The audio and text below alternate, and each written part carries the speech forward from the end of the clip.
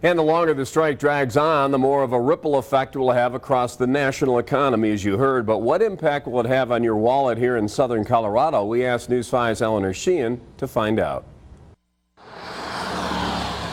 Norwest Auto Sales in Colorado Springs sells used cars. The owner says inventory has been an issue over the past year, and she's worried that this strike could mean even fewer cars on her lot. But the former president of the Colorado Auto Dealers Association says the strike should not have immediate impact on dealerships locally. Pipelines out there, and what was on its way to dealerships will still be on its way to dealerships. What was being produced in the other factories besides these 6 or so will still be being produced. He says customers and dealerships won't be impacted for at least a month. The first impact before prices will be just a lack of inventory and lack of selection, a lack of choice for consumers. And so that's when we'd start seeing negative impacts. He does not expect that to happen for another 60 days. We don't know how long this is going to go. Economist Bill Craighead at UCCS says if the strike is prolonged, car prices could be affected. Reduce the availability, and if there's less supply of something, the price tends to go up.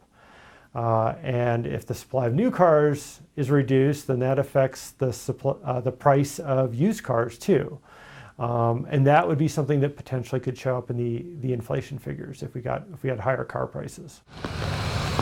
He says this could affect more people over time. Assembly plants are shutting down, then at some point the parts plants and the suppliers start to get hit too. So this will spread to affect more and more workers over time. He says if the strike is settled quickly, then the impact on inventory and car prices will be minimal. Jackson says if someone wanted to buy a car tomorrow, this strike would not affect them. Reporting in Colorado Springs, Eleanor Sheehan, News 5.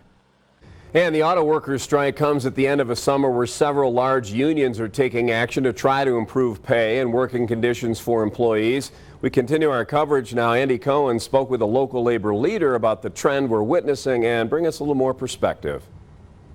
We've organized, we've strategized. Now it's time to pulverize. In July, it was the Teamsters who called a strike when contract talks stalled for workers at UPS. And the nation narrowly avoided a national railroad strike in December. We're just at a place where workers recognize that they actually do have power. Hillary Glasgow is president of the Southern Colorado Labor Relations Council, which represents union workers in 17 counties in southern Colorado. She said yes, economic conditions have given labor more leverage. I think we finally realized we're the ones we've been waiting for, right? Nobody's coming to save us. They haven't. We can save ourselves, though.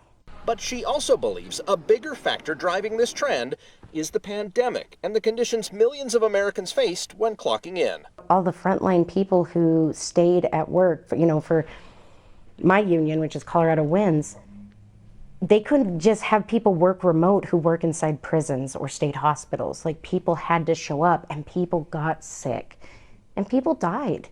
That shared experience, she believes, is driving a larger cultural awakening among working class Americans that will continue for months to come. Well, workers are definitely worth more.